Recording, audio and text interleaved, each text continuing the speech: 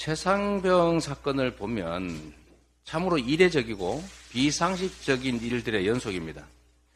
예정된 수사 결과를 갑자기 취소시키거나 또 정당하게 수사를 잘하고 있는 박정훈 대령에게 집단항명 수괴라는 해괴한 죄명을 뒤집어 씌워서 심지어 구속을 시도하기도 했습니다. 최혜병 특검은 반드시 하라, 이게 국민의 뜻입니다.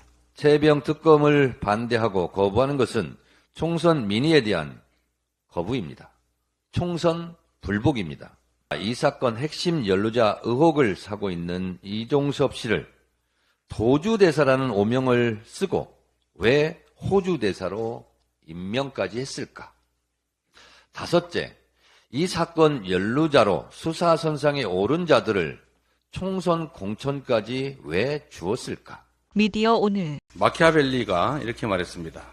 모든 진실의 아버지는 시간이라고 했습니다.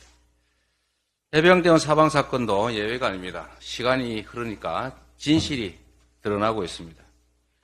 수사자료 회수하던 그 당일에 대통령실에 이시원 공직기강 비서관 그리고 국방부 법무관리비서관이 통화한 사실이 드러났습니다.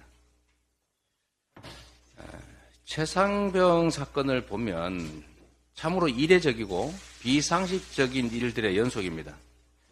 예정된 수사 결과를 갑자기 취소시키거나 또 정당하게 수사를 잘하고 있는 박정훈 대령에게 집단항명 수괴라는 해괴한 죄명을 뒤집어 씌워서 심지어 구속을 시도하기도 했습니다.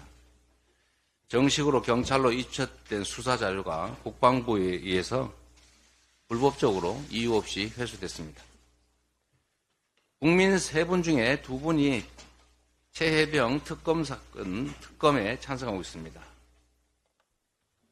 국민 3분 중에 2분, 정말로 많지 않습니까? 최혜병 특검은 반드시 하라, 이게 국민의 뜻입니다. 21대 국회가 끝나기 전에 특검법 통과를 해서 반드시 진상규명을 시작해야 됩니다. 이것이 바로 이번 총선에서 나타난 국민의 뜻입니다. 대통령실과 여당은 특검법을 수용해서 국민의 명령을 따르기 바랍니다. 여전히 풀리지 않는 궁금증을 나열해 보면, 첫째, 이종섭 국방부 장관은 자신이 결재한 수사 기록을 왜 번복하고 이첩 보류를 지시했을까? 둘째, 언론 보도에 따르면 용산 대통령실발 전화번호로 다급하게 왜 이 사건에 개입했을까? 셋째, 관련자들의 혐의를 특정하지 말라고 지시했다는 정황이 있는데 왜 그들을 보호해야만 했을까? 넷째, 그것도 모자라 이 사건 핵심 연루자 의혹을 사고 있는 이종섭 씨를 도주대사라는 오명을 쓰고 왜 호주대사로 임명까지 했을까? 다섯째, 이 사건 연루자로 수사선상에 오른 자들을 총선 공천까지 왜 주었을까? 왜 이렇게까지 해야만 했을까?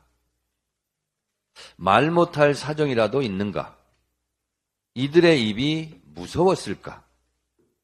대통령실과 특수 관계자가 혹시 있을까? 최혜병 특검은 전 국민 지원금과 함께 피해갈 수 없는 영수회담 의제가 되었습니다. 피해갈 수 없는 외나무다리 의제가 되었습니다. 정직함이 최상의 정책입니다.